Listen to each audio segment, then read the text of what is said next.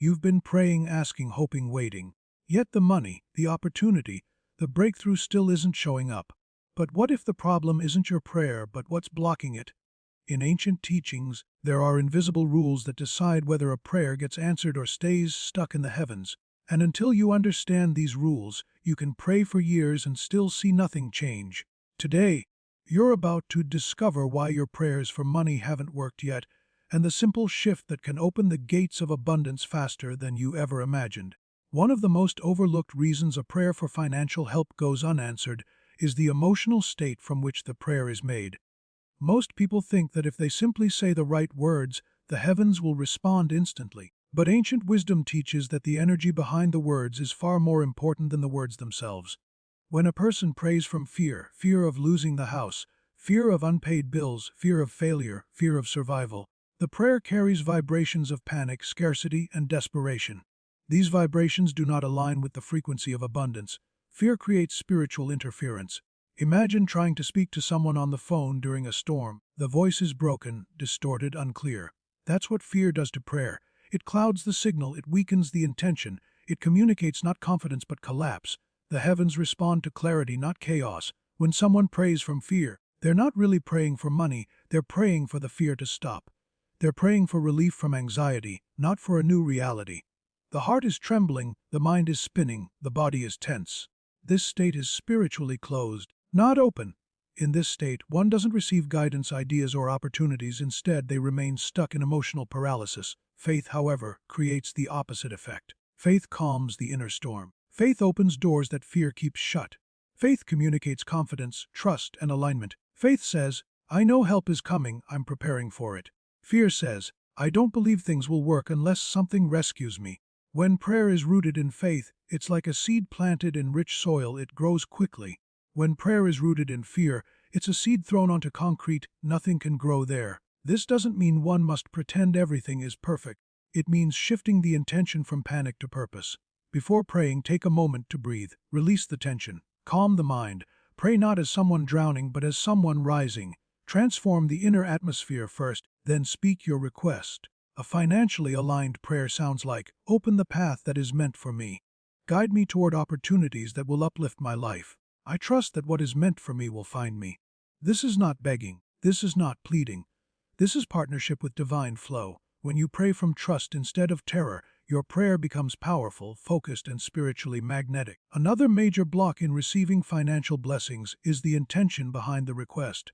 Most people pray for money as if money is the end goal, but ancient teachings say that money is never the goal, it is a result. Money is a byproduct of alignment, purpose, contribution, clarity, and value. When someone prays only for cash, without a deeper purpose attached to it, the prayer lacks spiritual weight. Why? Because money itself is not meaningful. It is neutral. It has no soul. It is simply a tool. A tool only gains spiritual approval when it is connected to meaningful intention.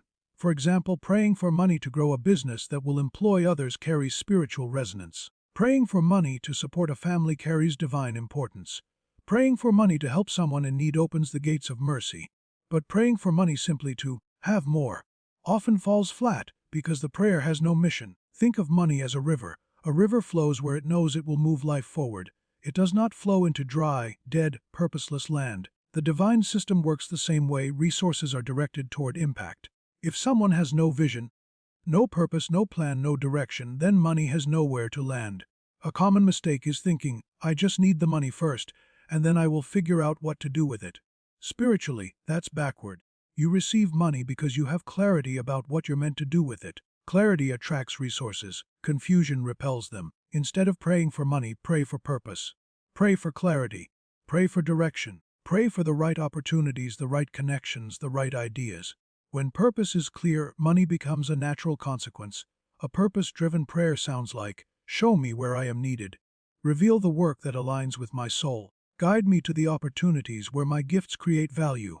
Suddenly the prayer becomes meaningful, focused, and aligned. Instead of asking for money to fall from the sky, you are asking to become a vessel of contribution, and contribution attracts abundance. Here's the deeper truth: money follows meaning. When your life gains direction, your financial path opens. When your intention is pure, your opportunities multiply. When you stop praying just for money and start praying for purpose, the heavens respond more quickly, because now you're asking for something that elevates not only you, but the world around you. One of the most powerful yet hidden barriers to receiving financial blessings is the unconscious belief that you are not meant to have money.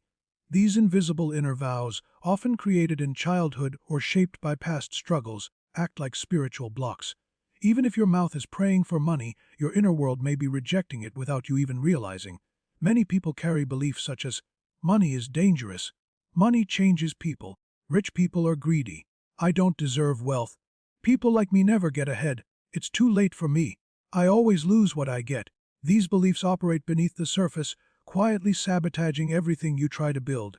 They are like spiritual shadows, not loud but powerful. When the mind believes money is unsafe or impossible, it creates resistance. This resistance shows up as procrastination, self-doubt, poor decisions, missed opportunities, or even mysterious losses. Imagine praying for a blessing while your inner self is whispering, "But I can't handle this isn't for me, this will go wrong." These whispers block the prayer. It's like trying to fill a cup that has holes at the bottom. No matter how much is poured in, it never stays. Inner vows are usually formed in moments of pain. Maybe someone watched their parents fight about money. Maybe they were told growing up, "We're poor, and we'll always be poor." Maybe every attempt at success was mocked or discouraged. Maybe they tried and failed, and the pain created a belief that trying again is pointless. These moments create emotional conclusions, and those conclusions turn into spiritual vows. A vow doesn't need to be spoken out loud. It is felt. It becomes a rule the heart obeys. To break this cycle, awareness must come first. You cannot defeat an enemy you refuse to acknowledge. Look at your relationship with money honestly. Do you fear losing it? Do you feel guilty spending it? Do you feel unworthy receiving it? Do you envy those who have it? Do you secretly believe success will bring problems? These questions reveal whether a vow of lack is hiding inside. And once you recognize it, you can begin to dissolve it. Breaking an inner vow does not require anything dramatic. It starts with small but powerful declarations such as, "I am safe with wealth. I am capable of handling blessings. I release the beliefs that limit me. I am open to abundance.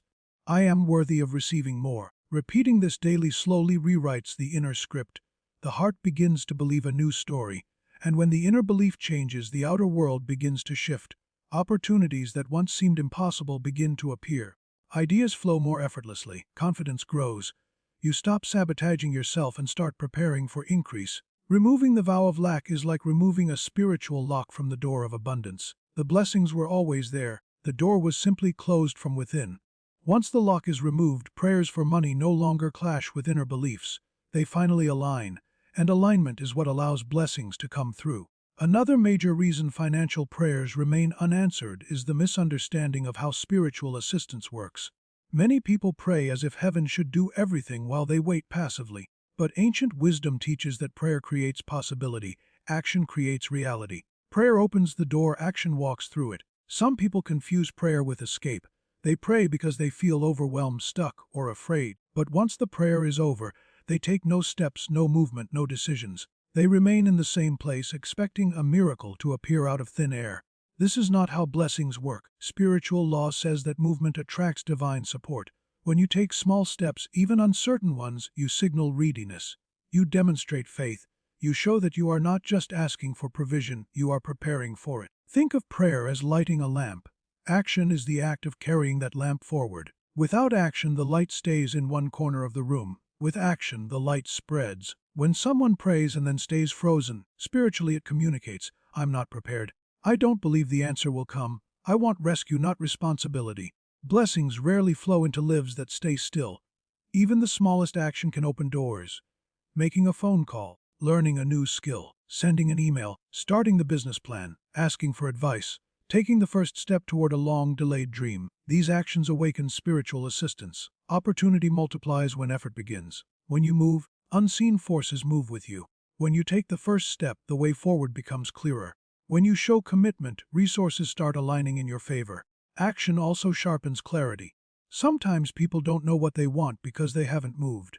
Movement creates direction. Direction attracts provision. Think of it this way: a ship can only be steered when it is moving. When it is still, no matter how much the captain prays, the ship cannot change course. Life is the same. Prayer without action is wishing. Prayer with action is partnership. The spiritual world responds to commitment, courage, and motion. When you act, Even imperfectly, you show that you are ready for the blessing you're asking for. You show that you are not just praying for money, you are preparing to manage, multiply, and honor that money. Many breakthroughs come only after the first step is taken, not before. The blessing waits for the movement. The answer waits for the action. If you want the heavens to work for you, you must work with them. When prayer and action unite, even the most impossible financial situation can transform. One of the most overlooked blocks to financial blessings is the lack of gratitude for what already exists. Many people believe gratitude is something they offer after abundance arrives, but ancient spiritual law teaches the opposite. Gratitude is what creates abundance. It is not a reaction, it is a generator. It is the spiritual magnet that pulls more blessings into your life. When someone asks for more money while ignoring, dismissing, or complaining about the little they currently have, they are sending a message of rejection, not readiness. The heavens cannot increase what you do not honor. If you see your current income as not enough, nothing, or problem, then spiritually it becomes a closed channel. A closed channel cannot expand. Many individuals fall into a mindset where they believe life is only valuable once they have more money, more possessions, more security. Meanwhile, the small opportunities, the small provisions, and the small blessings right in front of them go unnoticed. That unnoticed blessing slowly begins to shrink, because what is not appreciated weakens. Gratitude does not need something big to be powerful. In fact, gratitude is most transformative when it is practiced during seasons of limitation. When someone can say, "I appreciate the money I do have. I honor the small opportunities showing up for me.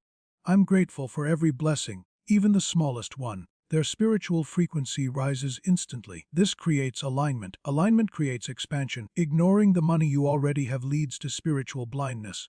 A person becomes unable to see the path to increase because they are focused only on the lack. They miss the little signs, the little openings, the little ideas that could grow into something bigger. Sometimes the doorway to abundance is hidden inside the money you already receive. Maybe a small opportunity needs nurturing. Maybe a small skill needs development. Maybe a small business idea needs attention. But when someone is constantly dissatisfied, they cannot see these seeds. Seeds require attention, not neglect. Think of gratitude as watering your financial seeds. When you water what you have, it grows. When you abandon it mentally, it withers. Gratitude also creates emotional expansion. It reduces resistance. It calms the heart. It removes comparison. These states allow you to think more clearly, move more confidently, and see opportunities more sharply. A peaceful mind attracts solutions. A complaining mind attracts more problems. Furthermore, gratitude is not passive. It is an active shift of consciousness. It sends a message that you are prepared for more, responsible with what you have, and aligned with the flow of abundance. When you appreciate your current resources, no matter how small, you spiritually multiply their energy. And when something multiplies energetically, it begins to multiply physically. Gratitude is not about pretending everything is perfect. It is about recognizing the blessings that are already present and giving them the attention that allows them to grow.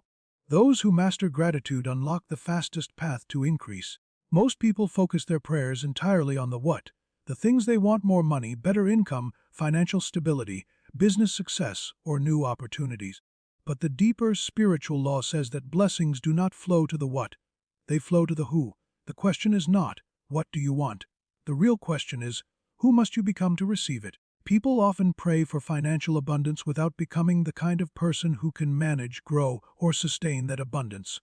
They ask for money without becoming disciplined. They ask for success without becoming committed. They ask for opportunities without becoming prepared. They ask for guidance without becoming still enough to listen. This misalignment creates a spiritual disconnect. The heavens will not deliver a blessing that will harm or overwhelm you. If someone is not internally prepared, the blessing becomes a burden, and spiritual law always protects you from receiving something before you're ready.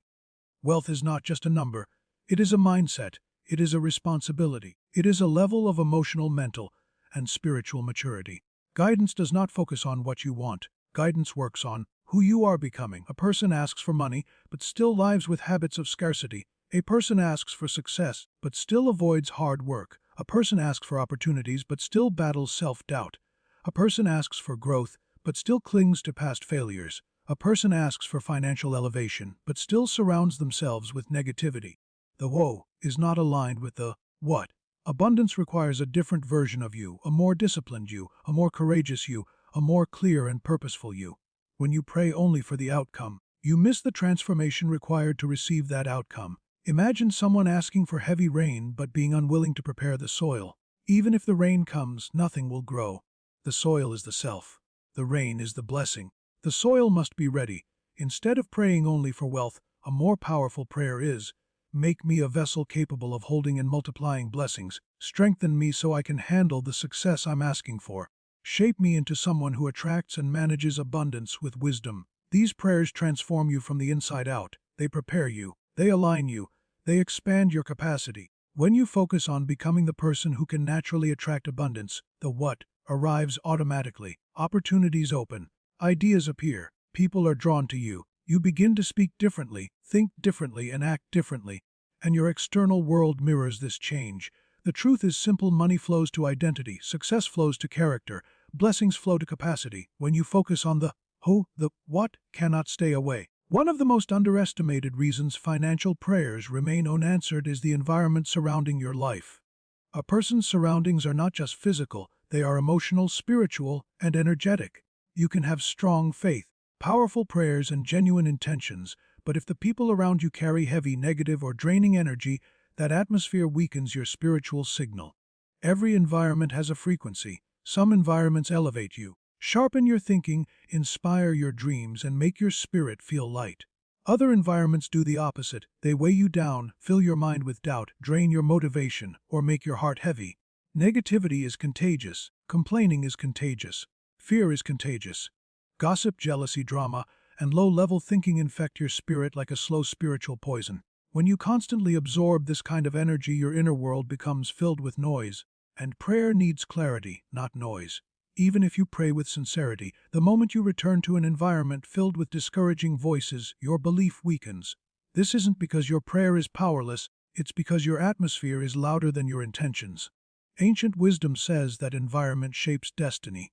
Not because destiny is fragile, but because humans are impressionable. You become like the people you listen to. You mirror the energy you absorb. You reflect the thinking of your surroundings. If you spend time around people who constantly say life is unfair, nothing ever works out, success is impossible, money is evil, why even try? Then part of you eventually begins to believe these things, even if you don't say them out loud. Energy is not only exchanged through words, it is exchanged through tone, attitude, mindset, atmosphere, and presence. Some people drain your spiritual strength without speaking a single sentence. Your prayers for abundance struggle when your environment constantly feeds a mindset of lack. It's like trying to grow a seed in toxic soil. Even if the seed is powerful, the soil restricts it. Clearing your environment doesn't always mean cutting people off immediately. Sometimes it means limiting access. Sometimes it means creating spiritual boundaries. Sometimes it means spending more time in silence, reflection, or solitude. And sometimes it means finding new circles, new mentors, new voices that uplift rather than weaken your belief. Surround yourself with people who speak possibilities, not limitations. People who speak growth, not fear. People who speak blessings, not curses. People who celebrate your dreams instead of mocking them. These people nourish your spiritual energy, and when your energy is strong, your prayers rise higher. The truth is simple: abundance blooms in environments that nurture it. Lack grows in environments that suffocate it. Your atmosphere influences your spiritual outcomes. When you clean your environment, you clean your destiny. When you protect your energy, you protect your blessings. And when your surroundings align with your prayers, you become unstoppable. Another powerful reason financial prayers seem delayed is the inability to release the old season of life. Many people pray for new opportunities while still clinging to old habits, old identities, old emotional wounds, or old ways of thinking. Spiritually, this creates a contradiction. You are asking for transformation while holding on to what no longer serves you. Old seasons are not just memories, they are energies, they are patterns, they are emotional attachments, they are psychological loops. When you cling to an old season, your hands remain full, and spiritually you cannot receive new blessings with hands that are already occupied. A person may pray for a new job but still hold on to the bitterness of the past job. They may pray for financial increase but still behave with the mindset of scarcity. They may pray for fresh opportunities but still fear failure because of old disappointments. They may pray for expansion but still hold relationships, habits, or beliefs that block growth. The past becomes a spiritual weight, and a person carrying weight cannot rise to new levels. Releasing an old season does not mean forgetting the past, it means no longer allowing the past to define your identity or limit your future. It means consciously choosing to close a chapter so another one can begin. Many blessings are delayed not because they are denied, but because the new season and the old season cannot occupy the same space within you. One of them must be released. Old seasons come in many forms: old financial mistakes you keep reliving, old failures you keep replaying, old relationships that drain your spirit, old beliefs that limit your potential, old fears that keep you from taking new risks, old habits that sabotage your progress. As long as these old energies remain active, they create spiritual clutter, and clutter blocks clarity. Clarity is needed to recognize divine timing, divine ideas, and divine opportunities. Letting go is not weakness. Letting go is preparation. Release creates room. Room attracts blessings. Spiritually, release is a sign of trust. When you release the old, you declare that the new will come. When you let go of what hurt you, you open the door to what heals you. When you detach from what limited you, you become aligned with what can elevate you. One of the most powerful things a person can say during a prayer of financial transformation is, "I release what is no longer mine. I let go of what no longer serves my path. I am ready for the new season waiting for me." This declaration shifts your inner landscape. It frees your hands. It opens your heart. It signals to the spiritual world that you are not holding on to the past. You are ready for what's next. The new cannot arrive where the old is still occupying space. The unseen world responds to readiness, and readiness begins with release. When you let go of the old season, you not only clear the path, you accelerate the blessings. What seemed delayed begins to flow. What seemed blocked begins to open. What seemed impossible begins to unfold. Release is not the end. Release is the beginning.